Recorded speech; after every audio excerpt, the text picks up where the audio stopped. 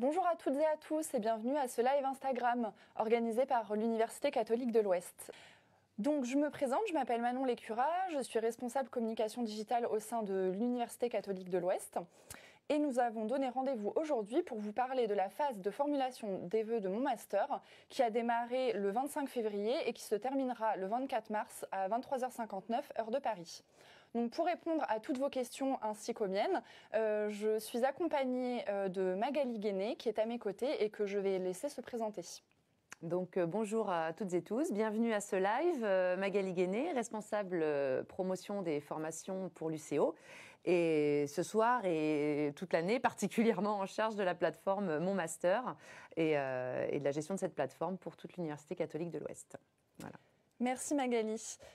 Donc quelques mots rapides sur l'Université catholique de l'Ouest pour ceux qui ne connaîtraient pas, avant de rentrer dans le vif du sujet. Donc l'UCO, c'est un établissement privé qui est déployé sur 10 campus dans le Grand Ouest, ainsi qu'en Outre-mer. Donc on est situé à Vannes, à Guingamp, à Angers, à Laval, à Nantes, à Papeete, à La Réunion, à Niort, à l'IFEPSA qui est aussi situé à Angers. Et on a un campus qui a ouvert, le dernier qui a ouvert est situé à Brest. Donc l'UCO délivre une centaine de diplômes et de formations qui vont de post-bac à bac+8. Et sur mon master, donc la plateforme qui nous intéresse aujourd'hui, vous trouverez l'ensemble de nos diplômes nationaux de grade master. Ces diplômes sont pluridisciplinaires puisqu'à l'UCO, nous avons 6 facultés. La faculté sciences humaines et sociales, la faculté d'éducation, la faculté des sciences, la faculté de théologie, la faculté des humanités et la faculté droit, économie, gestion et sciences politiques. Voilà pour les présentations de l'UCO. N'hésitez pas à nous poser des questions à nouveau en commentaire du live. J'en ferai part à Magali. Donc on revient maintenant sur notre sujet du jour. Je le disais tout à l'heure, c'est la phase de formulation des vœux de mon master qui a démarré depuis le 25 février. Donc Magali, tu vas nous aider à y voir plus clair et puis je vais commencer avec une première question. C'est quoi mon master et à qui s'adresse cette plateforme ? Alors, Mon Master, c'est une plateforme nationale, interministérielle, sur laquelle figurent tous les diplômes nationaux de grade de master. C'est un peu l'équivalent de Parcoursup, mais pour le niveau master, pour ceux qui seraient passés par Parcoursup. Ok. Alors, évidemment, sur Mon Master, on trouve les formations uniquement pour l'accès en M1. Le M2 ne passe pas par Mon Master, ça passe directement par les sites de candidature en ligne des universités. Mais pour l'accès en M1, ça passe par Mon Master. Certains diplômes n'y figurent pas, notamment les diplômes du type les MBA, certains diplômes d'IEP, d'école de journalisme ne figurent pas sur cette plateforme, qui font, c'est à part et c'est directement sur les sites de candidature en ligne de ces établissements. Très clair. Et donc du coup, on n'est pas concerné dans quel cas de figure ?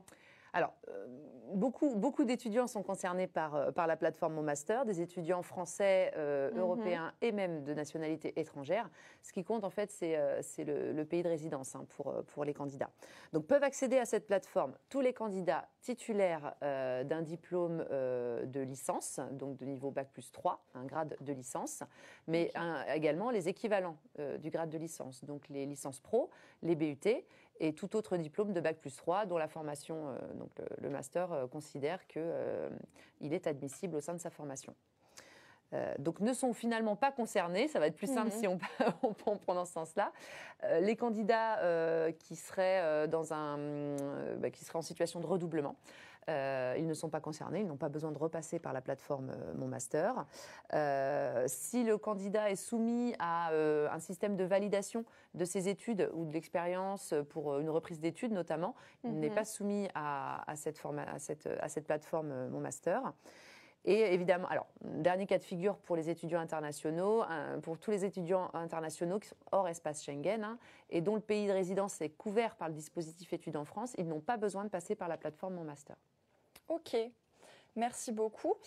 Imaginons qu'on ait déjà candidaté l'an dernier et qu'on souhaite à nouveau recandidater à un master cette année. Qu'est-ce qu'on doit faire finalement ? Alors, si vous avez déjà candidaté, il va falloir recandidater, il va falloir refaire son dossier, puisque dans le cadre de la protection des données, toutes les données que vous avez pu soumettre à la plateforme l'an dernier ne sont pas conservées. D'accord. Donc, il faut tout recréer, il faut tout recommencer. Ok, très bien. Donc, comme je le disais, la phase de formulation des vœux a démarré le 25 février et courra jusqu'au 24 mars. Est-ce que tu peux nous détailler en fait le planning, enfin en tout cas le calendrier de mon master, s'il te plaît, Magali? Oui, alors effectivement, en fait, la plateforme Mon Master, elle a vraiment ouvert pour information aux candidats. Vous avez pu prendre connaissance des formations depuis déjà le 3 février. Mais là, depuis mardi dernier, donc le 25 février, vous pouvez commencer à déposer vos candidatures. Donc ça, c'est jusqu'au 24 mars. Donc vous avez un mois pour déposer toutes vos candidatures. Et nous, pendant ce laps de temps-là, on ne peut évidemment pas étudier les candidatures. On voit simplement arriver vos candidatures sur la plateforme, on voit le chiffre de candidatures, mais on ne peut rien faire. Donc là, c'est vraiment une phase pour vous de candidature jusqu'au 24 mars. Ensuite, arrivera la phase d'examen des candidatures. Donc celle-ci va démarrer le 31 mars exactement. Alors, selon les formations dites classiques, donc ce qu'on appelle les formations initiales ou les formations en alternance, ce n'est pas tout à fait le même calendrier. Pour les formations en alternance, la phase d'examen des candidatures, ce sera du 31 mars au 29 avril. Et pour les formations qui ne sont pas en alternance, la phase d'examen se fera du 31 mars au 27 mai. Ok. Ensuite arrive la période où les candidats vont pouvoir avoir des réponses. Alors, les premiers à possiblement avoir des réponses, ce sera les étudiants pour l'alternance, puisque à partir du 2 mai, ils peuvent recevoir ce qu'on appelle des placements recherche de contrat. Donc, ils auront toute une période pendant laquelle ils vont pouvoir rechercher leur contrat en alternance entre le 2 mai et le 12 juin. Et pour les candidats qui, eux, n'ont pas choisi l'alternance, les établissements vont pouvoir recevoir des réponses à partir du 2 juin et jusqu'au 16 juin. Et puis ensuite, c'est la phase complémentaire qui démarre. Donc là, ce sera une autre étape du 17 juin au 17 juillet. Très bien. On organisera certainement un live autour de la phase complémentaire. On vous communiquera les dates en temps et en heure. Donc beaucoup de dates partagées. N'hésitez pas à vous rendre directement sur le site de Mon Master où vous avez l'intégralité du calendrier qui est communiqué. Et puis sur le compte Instagram de l'UCO notamment, on a tendance à partager les dates pour vous rappeler un peu les phases et pour que vous ne loupiez rien. Est-ce que tu peux nous partager maintenant des conseils pour appréhender cette phase justement ? Oui, alors il y a effectivement quelques petites choses à avoir en tête.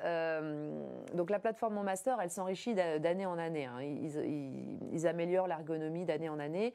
Et là, cette année, il y a énormément d'informations disponibles qui sont assez essentielles dans le choix de vos formations. Et donc sur les vignettes de formation, quand vous voyez apparaître, quand vous faites marcher le moteur de recherche et que vous recherchez votre formation, vous avez des vignettes qui apparaissent. Et sur ces vignettes, il y a beaucoup d'éléments intéressants à prendre en considération. Donc, le premier, évidemment, c'est l'intitulé de la mention et du parcours qui vous intéresse. Les modalités d'enseignement, est-ce que ce sont des formations en initiale, en alternance, des formations continues, hybrides? Donc ça, c'est important de l'avoir également en tête. Vous avez également la capacité d'accueil. Combien de places offre la formation sur la plateforme Mon Master? Le taux d'accès. Donc le taux d'accès, ça c'est nouveau cette année, c'est ce qui permet d'avoir un peu une idée sur l'accessibilité ou pas de la formation. Est-ce qu'il est facile d'y rentrer ou pas? En gros, plus le taux d'accès est bas, plus il semble compliqué, enfin en tous les cas la sélectivité est importante, plus il est important, plus le taux d'accès est fort, plus on peut se dire que c'est accessible et à notre portée. Donc le taux d'accès, il est important à regarder et à prendre en considération. Donc c'est pour ça qu'il est important de diversifier ses candidatures au maximum. Faites des choix avec des mentions différentes, avec des régions aussi différentes. Hein. Vous pouvez vraiment faire des choix de régions et sortir un peu de votre environnement on va dire de proximité habituel. Donc diversifiez vos candidatures au maximum, celles qui vous paraissent plutôt atteignables, celles qui vous semblent assez lointaines, assez inatteignables, mais pour autant qui vous plaisent. Je pense qu'il est important aussi de diversifier ça. Utilisez tous vos vœux au maximum. Vous avez jusqu'à 30 vœux. On y reviendra un peu plus loin là, dans ce live sur le fonctionnement des vœux, mais il y a jusqu'à 30 vœux. Et puis prendre vraiment en considération les attendus de la formation. Toujours sur les fiches formation, vous avez les attendus, les critères de sélection, les lieux d'enseignement qui sont aussi proposés. Je vous donne un exemple. À l'UCO, nous avons plusieurs diplômes qui sont dispensés dans plusieurs lieux d'enseignement. Donc, un master, notamment innovation, entreprise et société, qui est dispensé sur 3 de nos sites. Bon, voilà, vous avez la possibilité de postuler sur les 3 sites. Et donc, vraiment, sur ces vignettes est indiqué le lieu de l'enseignement. Donc voilà, vraiment prendre on va dire, le maximum d'informations sur chacune des formations qui vous intéressent. Super, merci beaucoup pour tous ces conseils. Alors, on sait que du coup, les masters, ce sont des formations sélectives. Est-ce que maintenant, tu peux donner quelques tips pour réussir sa candidature ou en tout cas tenter de se démarquer ? Alors, c'est vrai que mon master a permis d'offrir une grosse visibilité de tous les diplômes auprès du public étudiant, ce qui fait qu'on reçoit beaucoup de candidatures, beaucoup plus que ce qu'on recevait avant cette plateforme, avant que cette plateforme se mette en place. Et donc, beaucoup de dossiers qui pourraient paraître assez équivalents les uns aux autres, c'est-à-dire des diplômés de licence avec les mêmes mentions de licence. Ce qui va faire la différence, alors évidemment, ça va être votre cursus post-bac et vos notes, vos moyennes que vous aurez obtenues en licence, mais pas que. Il semble important quand même que vous adaptiez bien votre candidature à la mention que vous visez, qu'on n'ait pas le sentiment que cette lettre de motivation que vous allez nous fournir sera la même qui sera fournie à 10 autres mentions différentes. Donc vraiment, adaptez bien votre candidature aux attendus de la formation. C'est important de bien lire les attendus de la formation et d'adapter sa lettre en conséquence. Ne pas hésiter à verser des pièces qui vous paraissent utiles à votre candidature en plus de ce qui est demandé. C'est vrai qu'on va demander un certain nombre de pièces selon les masters. Tous les masters ne demandent pas les mêmes pièces pour étudier la candidature. Et parfois, on ne va pas forcément demander une lettre de recommandation, ou en tous les cas, on ne va pas la rendre obligatoire. Mais si vous avez une lettre de recommandation dans votre dossier qui vous est fournie par votre responsable pédagogique ou un tuteur en entreprise, rien ne vous empêche de la téléverser à votre dossier. Ça apportera pour vous, en fait, un atout supplémentaire à votre candidature. Et puis également, vraiment, si vous avez des engagements étudiants, n'hésitez pas à les communiquer dans vos candidatures, parce que c'est aussi ce qui fera qu'on en saura un peu plus sur vous, sur votre capacité à vous investir dans votre cursus, sur ce qui vous plaît, vos centres d'intérêt. Donc, c'est important de nous donner toutes ces informations-là. Merci beaucoup. Alors, depuis tout à l'heure, on parle de vœux, tu en as un petit peu parlé, notamment concernant le master IES, etc. Est-ce que tu peux nous expliquer globalement comment ça fonctionne les vœux et combien de vœux on a au total ? Oui. Alors, vous avez beaucoup de vœux, en fait, finalement. On parle de 15 vœux en formation dite classique et 15 vœux en formation en alternance. Donc, ça fait un total de 30 vœux possibles. Mais c'est même bien plus que ça, puisqu'il y a un système de décompte du vœu en fonction de la mention et de l'établissement. Je vais vous prendre un exemple très précis pour que vous compreniez. À l'UCO, nous avons un master qui est le master LEA, Master Langue étrangère appliquée, et qui a 3 parcours. Et au sein de mon master, ça correspond à 3 formations différentes, 3 parcours, donc il y a 3 vignettes différentes. Vous pouvez très bien postuler aux 3 parcours, parce que les 3 vous intéressent potentiellement, mais comme c'est sous la même mention, langue étrangère appliquée au sein de l'UCO, ça ne vous compte qu'un seul vœu. Donc finalement, vous aurez fait 3 vœux de formation qui vous sera décompté sur un seul vœu. Bon, évidemment, si vous choisissez une autre mention LEA dans un autre établissement que l'UCO, là, ce sera un autre vœu qui sera décompté. Okay. Mais c'est vrai que voilà, ça vous permet quand même de démultiplier vos vœux à partir du moment où il y a plusieurs parcours dans une seule et même mention. Oui, ça c'est très intéressant. Très bien. Et ensuite, comment se passe l'examen des candidatures du côté des écoles et des universités ? Alors c'est vrai que c'est intéressant pour vous de savoir ce qui se passe de l'autre côté quand vous avez posé vos candidatures et que c'est un laps pour vous, c'est une période qui est un peu plus, vous ne savez pas tellement ce qui se passe à ce moment-là. Alors ça démarre, donc je l'ai dit tout à l'heure pendant le calendrier, le 31 mars. Ça se termine le 29 avril pour l'alternance, l'examen des candidatures, et le 27 mai pour les formations initiales. Pendant ce laps de temps, en fait, vous allez pouvoir être parfois mis en relation avec les établissements. Certains vont s'adresser à vous parce qu'il manque une pièce à votre dossier qui leur semble essentielle ou la pièce est illisible, donc ils peuvent très bien rentrer en relation avec vous pour vous demander de compléter votre dossier. Et puis, vous pouvez être aussi contacté pour être convoqué à un entretien. à des tests de sélection, à des concours, à des examens. Donc, vous allez pouvoir recevoir des convocations. Donc, c'est très important pendant ce laps de temps que vous soyez plutôt connecté à votre boîte mail, à votre compte Mon Master pour voir, puisque les convocations, vous les recevrez par la plateforme et par mail également.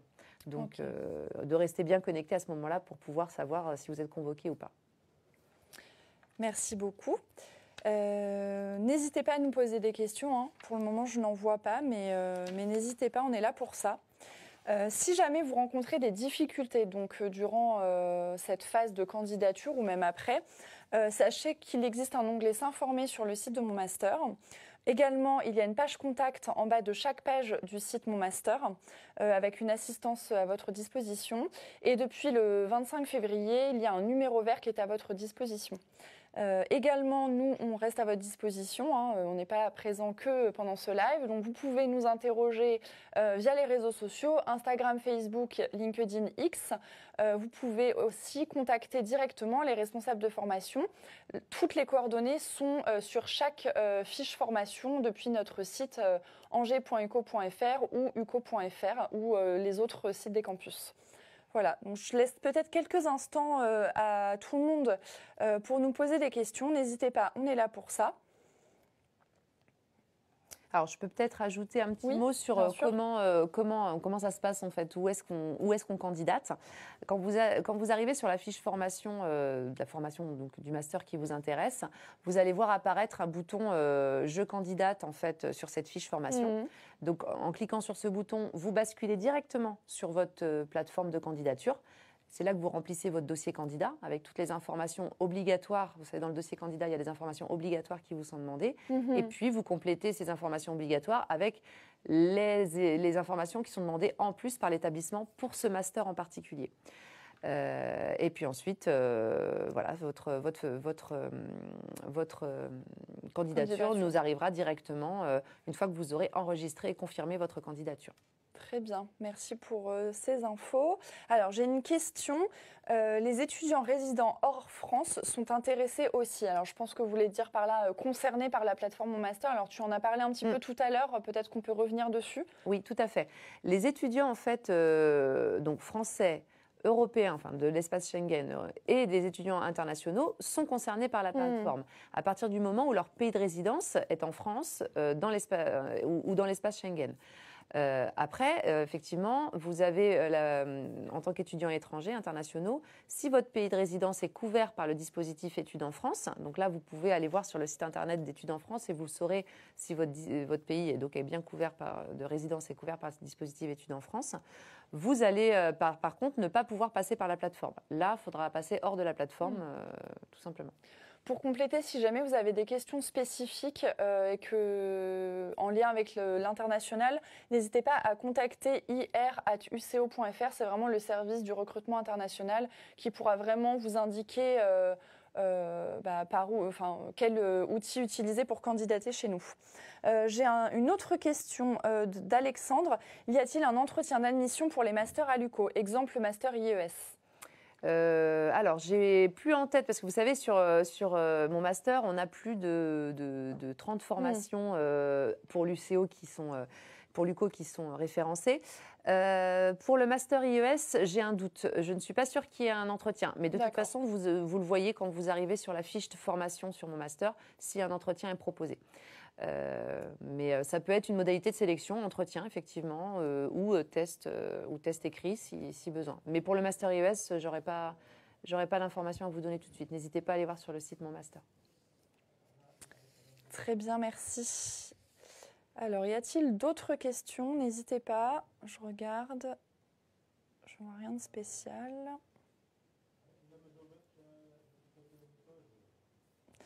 C'est qu'on a dû être suffisamment clair alors. Bon, bah écoutez, parfait. Eh bien, je vous remercie d'avoir assisté à ce live. N'hésitez pas à nouveau à nous poser des questions via les réseaux sociaux.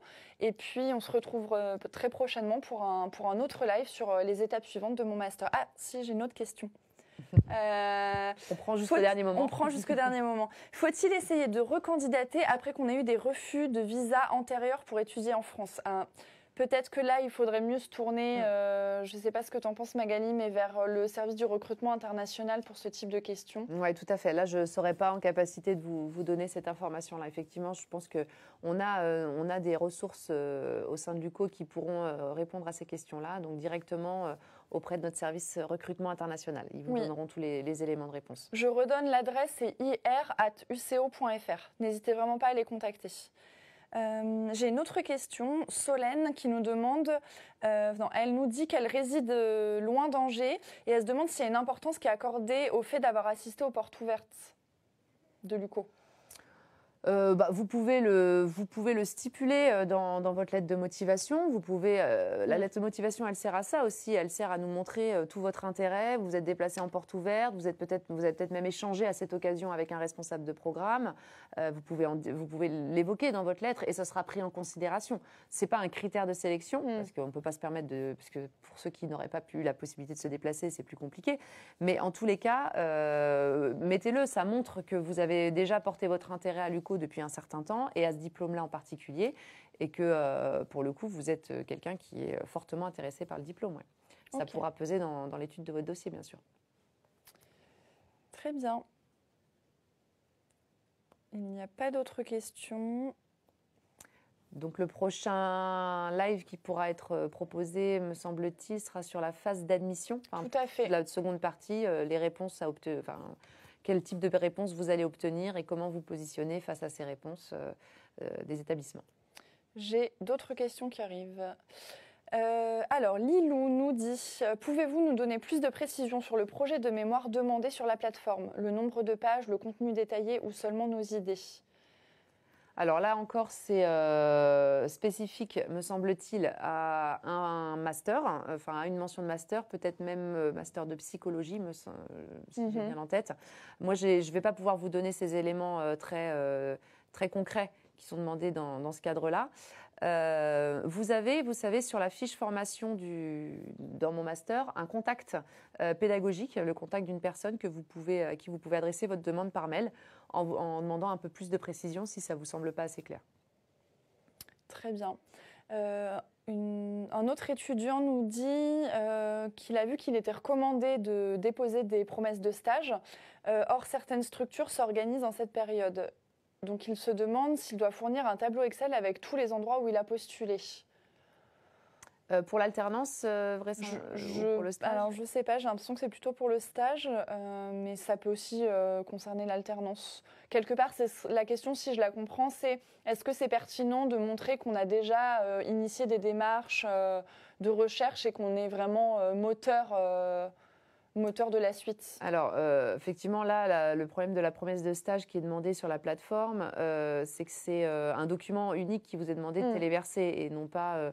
donc, soit vous téléversez ce fichier Excel avec les coordonnées des entreprises que vous avez contactées, avec toute la démarche, c'est-à-dire la date d'envoi de votre candidature, ou un PDF que vous téléchargez. Mais c'est vrai que c'est pas la promesse de stage en tant que telle. Donc... Ça dépend vraiment de... Ça ne sera pas un équivalent. Non. Mais oui, c'est vrai que ça peut aider dans l'étude de votre candidature aussi. C'est toujours des pièces intéressantes à nous montrer, comme quoi vous avez vraiment démarré et vous avez entamé votre recherche. Alors, je précise quand même pour l'alternance, à partir du moment où vous allez candidater en alternance sur nos formations, vous serez mis en relation avec notre service alternance, notre CFA, qui s'occupe de mettre en relation les étudiants et les entreprises. Et vous allez être contacté directement par ce CFA qui va vous intégrer dans un dispositif d'accompagnement au moment même de l'examen des candidatures. Donc voilà, ne soyez pas étonnés d'être sollicité par nos équipes, puisque l'idée après c'est de vous faire entrer dans ce dispositif d'accompagnement et que vous puissiez trouver rapidement votre contrat d'alternance. Mon master offre un délai de 6 semaines. On sait bien que ce délai ne suffira pas à trouver votre contrat d'alternance, donc il va courir après ces 6 semaines. Mais si ça peut gagner du temps pour vous d'être accompagné de ce type-là, c'est bien de pouvoir bénéficier de cet accompagnement. Très bien. Toujours la même personne, étudiant étranger, qui nous demande si le passage par la plateforme n'est pas une option. En fait, tu l'as expliqué tout à l'heure, ça dépend. Il y a plusieurs cas de figure dans le cas des étudiants internationaux. On peut le redire, hein, mais c'est si vous êtes hors espace Schengen et que votre pays de résidence est couvert par le dispositif études en France, que vous n'êtes pas concerné. C'est ça, hein? Oui, tout à fait. J'espère qu'on répond à la question. Solène nous demande si le nombre de places est ferme, notamment en master sciences politiques. Alors, on a une capacité limitée. Hein, on ne peut pas se permettre d'augmenter la taille des promos et de pousser les murs. Donc, oui, la capacité qui est déclarée sur Mon Master, c'est la capacité offerte par la plateforme Mon Master. Après, on peut avoir quelques places en plus de ce qui est déclaré sur Mon Master, mais ce sont des places souvent pour nos étudiants internationaux qui, justement, ne peuvent pas passer par la plateforme Mon Master. Ou certains qui seraient soumis à une validation des études. Mais effectivement, sinon, le nombre de places, il est fixe et il est ferme. Tout à fait. Très bien.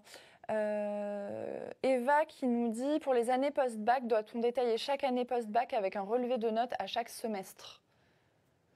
Là encore, effectivement, c'est indiqué dans la fiche formation, hein, mais c'est dans le dossier commun, ça, de toutes vos formations. Normalement, oui, vous devez indiquer chaque année post-bac, donc votre L1, L2, L3 avec un relevé, oui, tout à fait. Ok. Et des moyennes. Il me semble que c'est relevé notes plus moyenne générale du semestre. D'accord. Ronan nous demande si le reste à charge pour les entreprises, dans le cadre d'une alternance, est très important ou modéré. Alors là, c'est quelque chose. Ça, c'est tout à fait une question que vous pourrez poser à nos collègues du service alternance qui vont se mettre en relation avec vous au moment où vous aurez déposé votre candidature, puisqu'ils pourront vous donner plus d'éléments à ce sujet-là. Moi, je ne vais pas avoir cette information ce soir à vous donner. Très bien. Merci beaucoup, Magali. J'ai l'impression qu'il n'y a pas d'autres questions. Ça a l'air d'être bon. Bah, écoutez, on va s'arrêter là. Merci d'avoir été présent. Merci pour vos questions. N'hésitez pas à nouveau à nous contacter sur les réseaux sociaux. Et puis, on vous dit à très bientôt pour un prochain live sur Mon Master. On vous communique les dates très prochainement. Bonne soirée. Merci à tous. Merci à tous. Bonne soirée. Au revoir.